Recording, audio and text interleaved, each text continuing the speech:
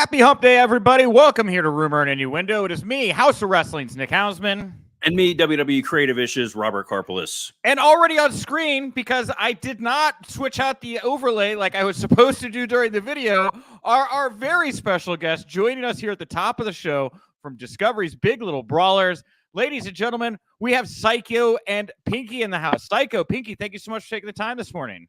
Thank you for having us on. Thank you.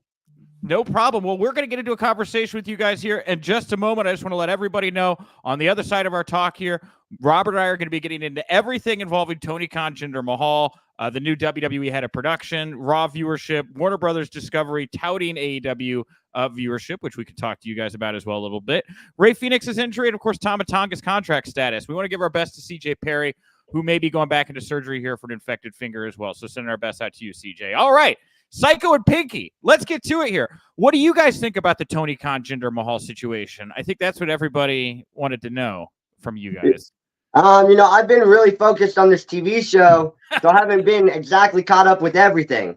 I was just by the way, the media training on that, fantastic. I knew Nick was going to ask a stupid question after that. Here's what I want to say here. So the show premiered last night. I think it's fair to say we had Ivar on last week. I think Ivar and you guys are really the heart and soul of this show. And I think the first question I wanted to ask is, do you feel pressure in that you are representing both your community in general and the wrestling industry on this show? And how do you feel that came across on episode 1?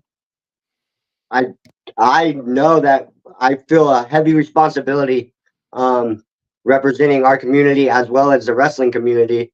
And with episode 1, I felt it was represented pretty good.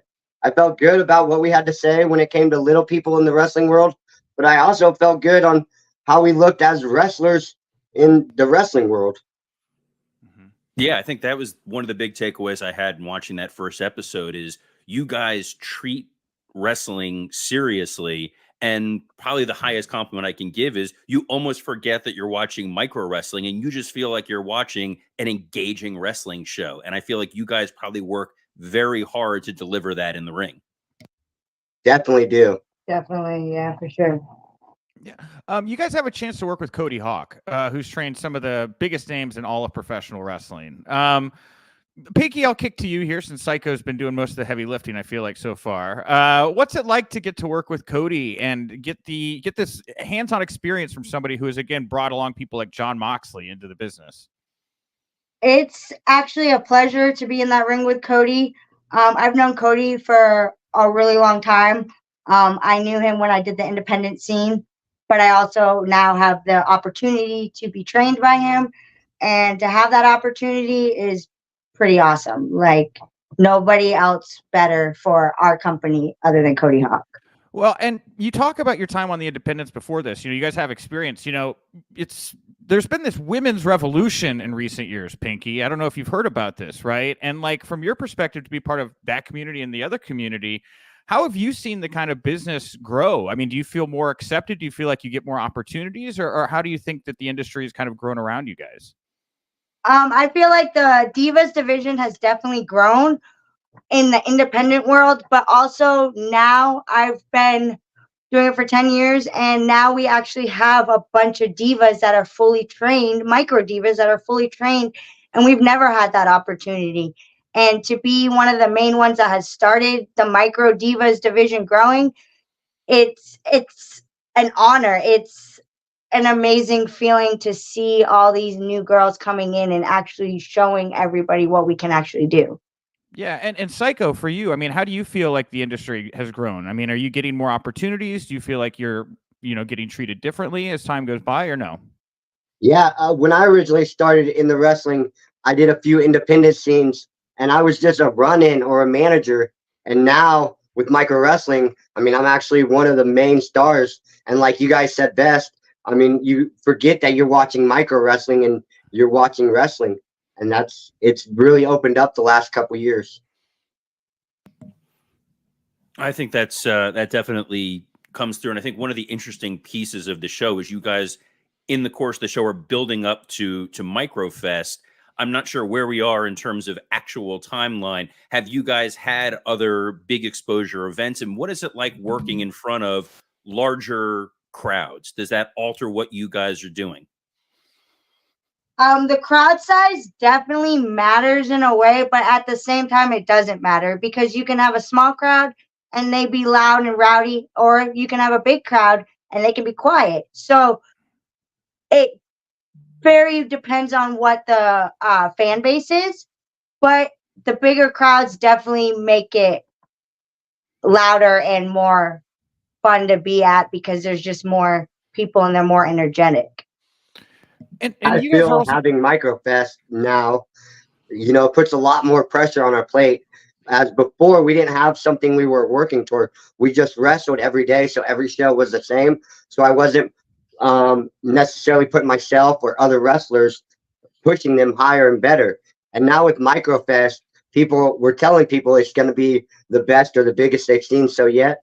And so we have to put on the best that we have to do our best. Yeah, absolutely. And you guys are playing to not just fans in the live audience, but you're playing to fans at homes now too on television, right? Now, you haven't seen episode 2 yet, but it is a roller coaster ride emotionally. How difficult or weird was it for you to just have cameras around all the time, documenting your life, getting into these very personal situations that you both find yourselves in? I mean, it was definitely weird having someone around you all the time while you're cooking breakfast and you're wondering if that cameraman knows that you're probably doing it wrong. And so it definitely puts on more pressure of your everyday life. But as the weeks go on, in a way, the cameramen most of the time aren't talking to you. So they actually kind of fade into the background and you kind of get used to it. Yeah. Weird. Okay.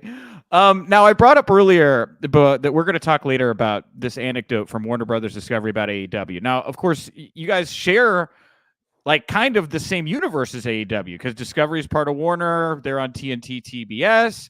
I'm sure it's crossed your mind that, man, that would be some really cool cross promotion. What do you guys think about possibly doing something with All Elite Wrestling, which does not currently feature any little people? I think that would be awesome if we did something with AEW, whether it's on our big events where we just have a couple of their guys or whatever. But I would definitely like to see it. What about you? I would love to make it there, even though I feel great here at Micro Wrestling, but I'd really love to see Pinky go there because, like you guys said, she comes from wrestling royalty and her dad was in WWF. So I think for her to get on that stage would be really accomplishment for her. And I think it would really bring her closure. You married correctly, Pinky, by the way. That is a damn good answer right there. That my wife, I'm going to tell her this later, and she's going to also be a big fan of yours after this. If you guys had the, I'm sorry, go ahead, Robert. Yeah. No, you go ahead. No. Well, I was going to say, Nick, well, you had a question all teed up. I'm not going to step on you. If there were, I just was okay. So let's say Pinky goes Ada. Is there a particular opponent or somebody that you'd like to work with if you were to get the chance to be in AEW?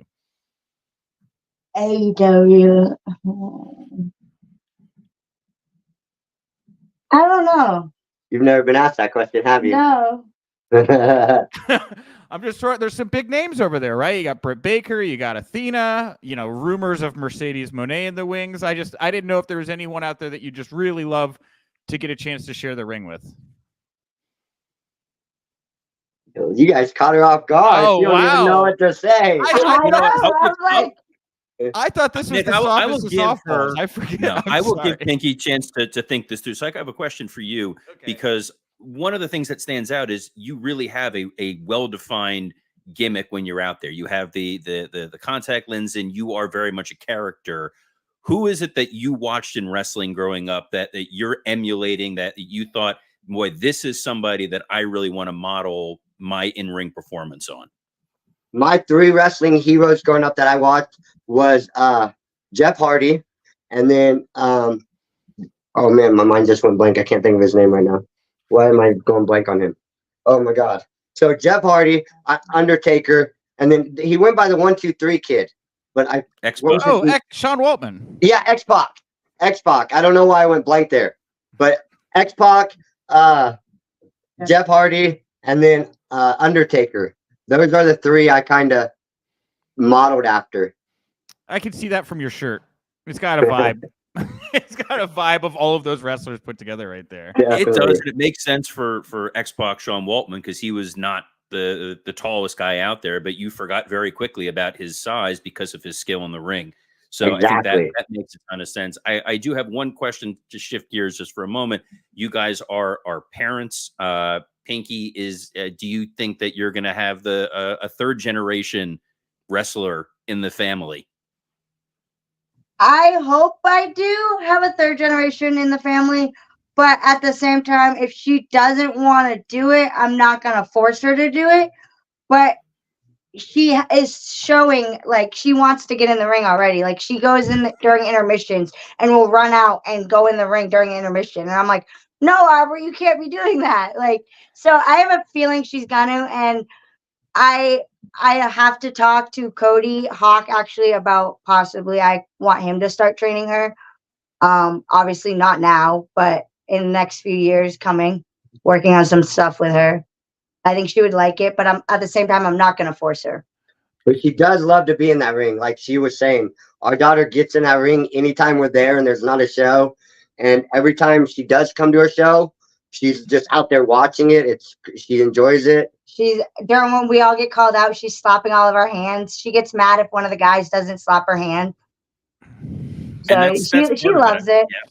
Well, I remember working with Dominic Mysterio when he was a little boy and he was soaking it up. And now you see what a massive star he is. So I think growing up around the business, it's something great to expose him to and hopefully gives you a little break from having to watch Bluey nonstop. Yes. You're exactly right. You. Yes. I'm so over Bluey. No, Bluey is of all the kids programming to watch. There's a lot of bad stuff you can be subjected to. It is. Bluey is probably the highest of the art forms that there are for kids programming. You are correct. You are correct. And it's somewhat entertaining for the kids. You guys, as the only non-adult, as the only non-parent in this, I feel completely lost in this conversation. This is my daughter down here, right there, Willow, and her little dog sitting next to me. She doesn't watch Bluey. She doesn't really watch anything, to be honest. Well, talking about parents, Pinky, we say third generation because, like, was just brought up earlier. Your father was in the WWF, I believe, or WWF. Can you talk a little bit about your dad and kind of what you learned from him? Like any advice he may have given you as you kind of got into the wrestling business? Actually, he isn't in my life. We haven't talked in like 10 plus years. That's so right. He's never seen me wrestle. But as a kid, I do remember always going to the shows as when I was really little. I would ring the bell, and then as I got older, I would manage my dad, and I'd walk him to the ring and stuff like that. So I did get like the locker room experience. I got the behind the scenes and all the action going on in the ring. I did get to see that, but I never fully got any advice from him. I got you. All right. So it looks like there was a still, not to spoil anything from episode 2, there was a still image of your father, and it looked like he was doing something with Jerry Lawler when he was there. And I think Lawler for years in WWF had engaged with little people and not putting it in a very flattering light. I'm curious how you've seen the evolution of how little people are being presented across the board in wrestling. Going from being back then when little people wrestlers were with the average, a lot of them were being used as like extra props or managers or whatnot. And now we're actually able to showcase what we're actually able to do. Mm-hmm. Yeah. I have a question here from our comment section, by the way. This comes from Talking Twins MLB podcast. I'm going to put it up, take it away because it covered your faces. As Syko and Pinky gain more exposure through Big Little Brawlers, are you guys getting more opportunities as a direct result? And are you able to travel to Canada in case companies up north are interested in booking you? We are under contract with Micro Wrestling. So if they wanted us to travel to Canada, they would have to book us through Micro Wrestling. But we are able to travel. We've wrestled in London, England, Germany, Mexico. And with the start of the show, I mean, it literally just kicked off. So I don't feel like I've gotten, like, within the last 24 hours, that much more exposure where people are contacting me. People might know who I am now, but I haven't felt the effects of it yet. So you guys are under full-time contracts with just Micro Wrestling Federation, is that? Yeah. Wow. We're under full-time contract. We do about 200 to 250 shows a year. The whole company does about 500 shows a year. Wow, that's a great opportunity. Insane. Yeah, that's so great. Yeah, we wrestle about 5 or 6 times a week. And you talk to a lot of wrestlers, and they're not always thrilled that they're under these full-time deals with the companies that they're with. It's really just nice to talk to some wrestlers who are happy with the way you guys are getting treated. It sounds like by the company, yeah. Yeah, for sure. This company definitely has grown my family, let my family grow as a whole, and better our lives and better my daughter's life to make sure she has the best life possible. But why we're still able to do what we want to do, which is wrestle. So this company is probably one of the best companies that supports its actual employees. Here I have a word or a saying, at Micro, the Micros run Microtown. Even though the owner's an average height dude, it's really all us Micros that are making the shots and the calls. Yeah, cool. Well, guys, I know something Ivar mentioned is that everybody pitches in and does everything soup to nuts. You guys are setting up the ring, setting up the chairs, learning how to do merchandise and all of that. I think, have you found that to be an invaluable experience? Definitely. It shows us how to run a business. Yeah. So even if we were to leave Micro Wrestling, we still have all this experience on how to run a complete business, from the doors to the customers to the concessions to the marketing. To even me and Pinky are now going to the fair conventions and advertising our show for the fair conventions. That's awesome, guys. Well, again, it's Tuesday nights, 10/9 Central on Discovery Channel. It's well worth your time to watch. It is not just about the action; it's about the people as well, and just seeing you guys get lifted up. And again, there's drama, right? There's some tough situations, but in general, I find myself walking away from your show feeling a lot better. I really think you guys are just fantastic people, and I'm just so happy to see you finding happiness right now in so many ways.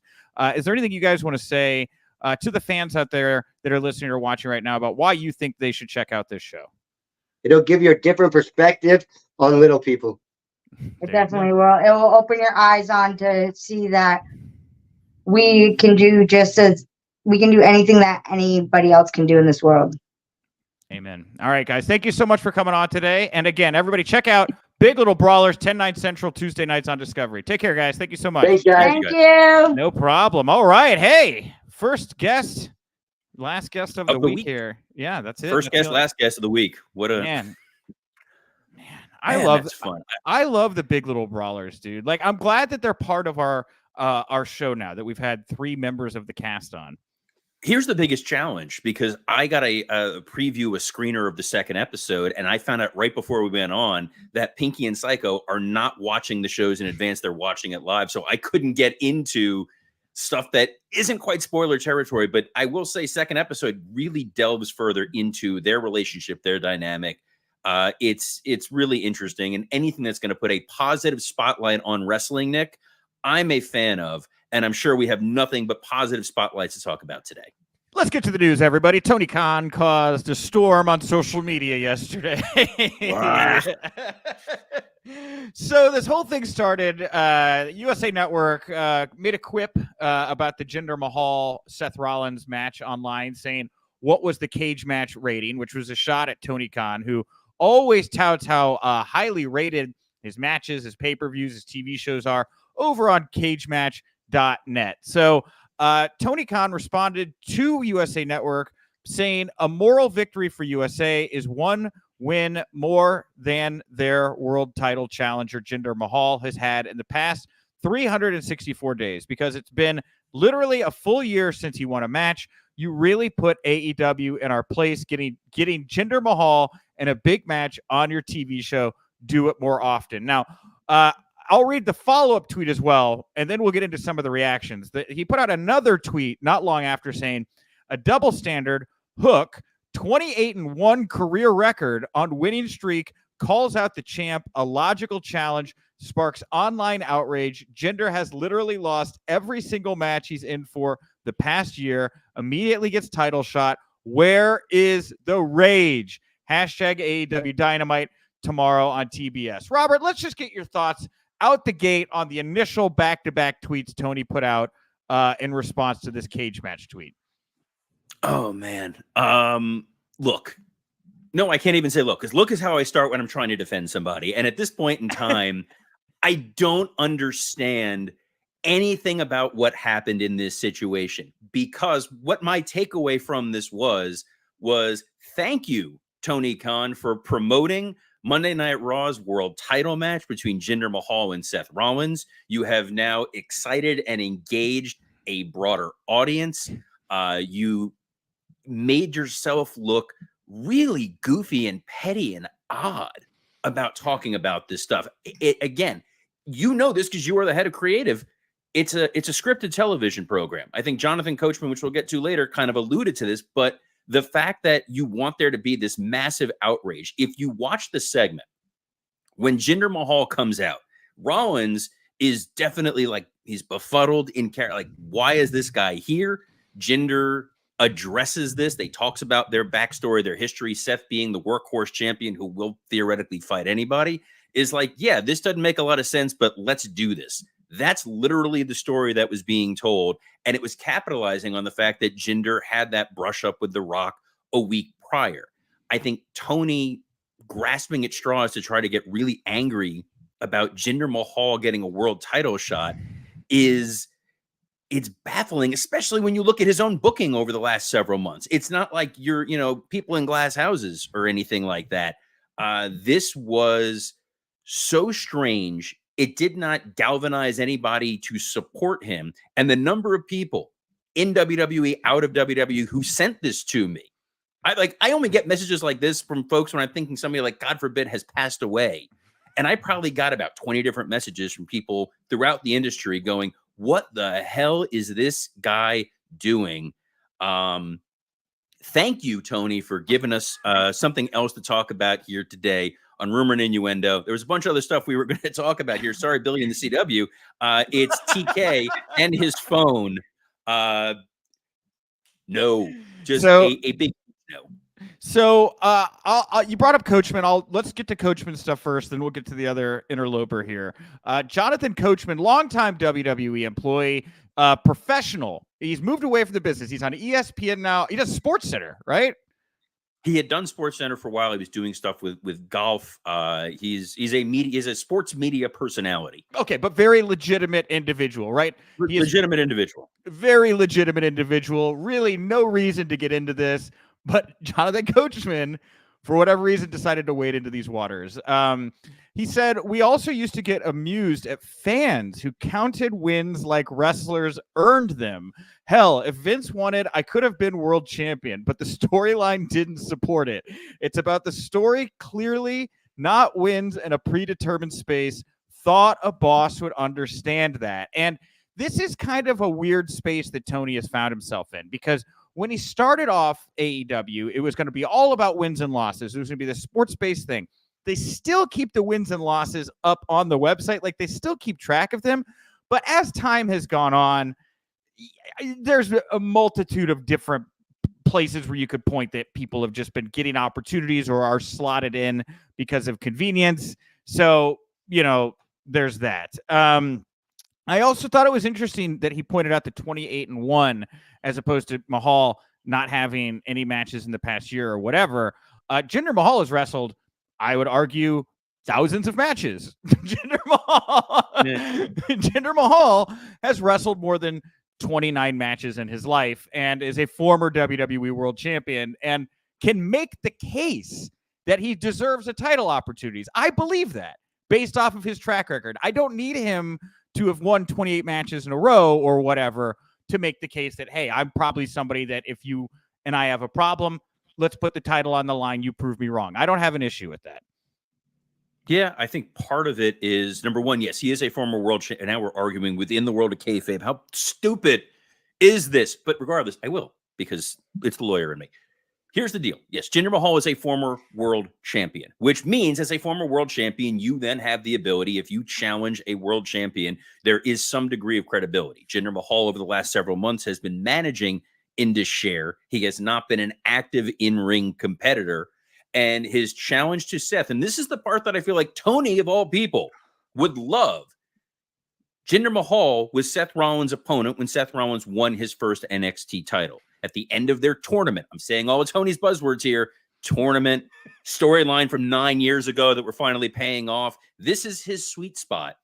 And they laid that out on television. It's not like they just put up a graphic out of nowhere and said tonight, Jinder Mahal versus Seth Rollins. I think the part of it, if you really want to dive into the mind of Tony Khan, God forbid if we'd really try to do that, is he says, where was the outrage here? Because people were angry with his booking. I think people hold his booking to a different standard, Nick, because to your point, he has held out records, wins, losses, rankings as mattering. And when those seem to vanish and go away, and he's playing by a variety of different rules, people are going, hey, what the hell? In WWE world, years ago, we brought him up before, Jerry Lawler was a #1 contender against The Miz. Why? Because he's a guy who, draws an audience attention. They don't play by the same rules. Obviously, you can't just take somebody out of nowhere, plug them in for the world title situation and think, yeah, this is going to make a ton of sense. But this is the last thing, and then I will let you get to the next piece. Whatever. Is this the time, Tony, to be poking the bear?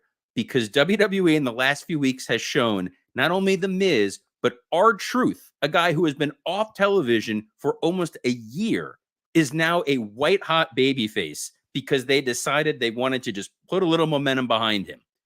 Maybe this is going to be Hunter flexing a little bit and say, all right, let's see what we can do with Jinder for a little bit and really kind of rub it in. I think that all this will likely result in is some very good near falls in Seth Rollins versus Jinder Mahal next week on Raw, because people are now wondering, is what just happened with Tony Khan going to somehow influence the push or whatever of Jinder Mahal? Does Jinder Mahal now have some kind of chance? I think that this match on Monday night is going to slap, dude. I think they're going to give him half an hour to go out there and put on, say, Jinder, let's, in your head, pretend this is the WrestleMania main event. Go out there and put on the greatest match you've ever had. And look, I know that Jinder gets a lot of flack, right? A lot of people get a lot of flack because they don't wrestle the El Hijo de Vikingo style in professional wrestling, okay? The Jinder works a main event style match. That's what Sean Waltman would call it. And I think these guys have known each other for 20 years, Robert. They came into the business together. I really think all this is going to do is result in just a much better match from these two. And yeah, on the other side, I think Mahal will have some more interest in him. But in the immediacy, it's just going to result in some badass match on Monday night. I don't know if you agree with that or not. I think that they're going to turn the Jets on. I think they'll try everything they can to deliver a strong match. I think it's going to probably deliver a really strong rating because this is the first Raw not going up against national title game. I think they're going to pop a number. I think this is going to be a Shivani style situation. And it's just one where Tony didn't need to do that. That's the strangest part about all of this. It was odd, it was baffling, and you're putting a massive spotlight on your competitor at a point in time where you should be focused on your own product, your own program. We literally talked about this yesterday, that it was like, well, we really don't have a lot to talk about with AEW, and I'm trying to be like, well, here's what they have coming up. It's the big Daily's Place show. That's where everybody's mindset should be. And this recurring theme of it's teed up perfectly, you have a lot of positive momentum, and you find a way to derail yourself. So Eric Bischoff decided to get in on this because Bischoff gonna Bischoff. He posted a clown emoji in response to the whole situation, which Tony Khan was not about to let stand unresponded to. He shared a GIF that said, "Get out of my sight, you miserable has-been." And then I'm going to jump back over to the Coachman tweet. This whole thing is a web. A fan responded to Coachman saying Tony forgets that he literally gave Abaddon a title shot after being off AEW TV for over a year. The same exact situation as Jinder. Now, Eric then responded asking Tony if this was true. Tony actually responds to Eric. He says, "No, Eric, not true at all. Abaddon returned to AEW, and then they won a 4-way match on TNT against other great wrestlers to earn a title shot, which is completely different than someone going a full year losing every match they've been in and getting a title shot without a single win." He followed that up with another tweet saying, "Reading would be your friend, Eric." Now, I'll happily give out free advice here to Tony and really anyone else. It's okay to ignore Eric. You don't need to play into that one. He's gonna, like I said, Bischoff's gonna Bischoff, and he's gonna be saying whatever he wants. I don't even. Why do that, Robert? Why get into it with Eric Bischoff? What's the point? Nothing good comes of this. And I think part of me is super relieved that when Vince was younger, there was not Twitter. And also that Vince can't physically, like, he can't type. He finger types. It's like it'll take him an hour to send a sentence. So I get the anger, the hubris that you want to go and pick a fight with the world here. It's something that worked effectively for Paul Heyman. It's something that did, to a degree, work effectively for Eric Bischoff. I think Dax Harwood pointed out, like, Bischoff calling out Vince. But when they did that, or at least when Bischoff did that, it was a sign of desperation in trying to get notice and get attention. That is not a situation Tony needs to be in. We're going to talk about it a little bit. You know, Warner Discovery touting the ratings of AEW is contributing to the overall lift of their broadcasts. Again, the risk versus the reward and what he decided to tweet. I haven't seen people come into his defense saying this is great. You've now galvanized people around Jinder Mahal and then kind of maligned Hook. Like, poor Hook, who I love. I think Hook is a wildly talented guy. Jinder's very funny, tweet of like, who's Hook? Obviously tongue in cheek, but why tear a guy down? Why go after booking of a show that seems to be very successful right now? I saw somebody tweeted out like, Jinder's one segment with The Rock was seen more than Dynamite, Collision, and Rampage combined. I don't get it. Yeah, and the thing is, like, everybody wants to see Hook versus Jinder Mahal now. That's the forbidden door match people seem to be into. Now, Jinder Mahal did attempt to get into the conversation here. He tweeted out, "Who TF is Hook? Watch Monday Night Raw on USA Network Monday 8 p.m. Eastern." Now, he has since deleted that tweet. Now, of course, I have looked into it. I haven't gotten a straight answer about why he deleted it, but my hunch, my speculation would be that somebody came to Jinder and was like, dude, this guy's hanging himself. You don't need to get in on this, right? You had Idris Enoff from NXT telling Tony to STFU, and his tweet still stands. But I think that just because Jinder being a top guy and having this kind of organic momentum behind him, it doesn't look like he tweets a whole bunch. Like, he doesn't really have much of a social media presence. I'm going to guess that somebody just politely tapped him on the shoulder and was like, dude, you don't need to get into this. It's not going to help you. Everybody's already on your side. That's just me as a hunch, Yeah, I think Corey Graves tweeted out, like, Jinder rules, and people were like, oh, this is great. Like, that was enough of an acknowledgement. Yeah. Obviously, Taz still has a lot of friends in WWE, rightfully so. I think Hook is someone who could wind up in WWE at some point in time. I think he would be a fantastic addition to NXT or even WWE in general going forward. I will point out this comment here from Cadillac Carson. Aren't they finding AEW talent when they say crazy stuff on Twitter? If they televise the conversation between Bryan Danielson and Tony Khan, I think the ratings will be huge for Dynamite tonight. Well, and, a lot of people saying, why do this? What's the point here right now? I'd be remiss if I don't... it definitely gives people something to talk about that's not the Jericho situation. And that seems to be the drumbeat underneath this, because if you look at a lot of the comments, there was one comment directly asking Tony why he's more interested in this and not what's going on with Jericho. And that got about as many likes and retweets as the actual content that Tony put out that everybody is passing around. They're also now apparently hiding tweets about Jericho. They've sent out the cease and desist, the pull down notices for video of the NDA chants being thrown at Jericho. A part of me in the back of my head just wonders if this is something now that Tony can publicly make a talking point and address that is, it's stupid, but it's not controversial. That's just my two cents.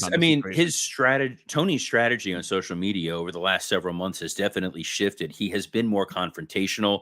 He has engaged with people directly. He has tried to stir up a kind of a war with WWE. And in some ways it works because it puts eyeballs on his social media, which is where he's also tweeting out about tune into Dynamite, tune into Rampage, tickets on sale. I know their ticket sales that they had for their upcoming pay-per-view, Sting's last match, flying out the door. There's only like a couple hundred seats left, I think, in total. So to some degree, crazy old man standing on the corner screaming, you're gonna get people watching it. And if it leads to more folks tuning into Dynamite, maybe the Emperor has some clothes on after all. Yeah. Well, we are short on time here, Robert. We had some time up top with the stars of Big Little Brawlers.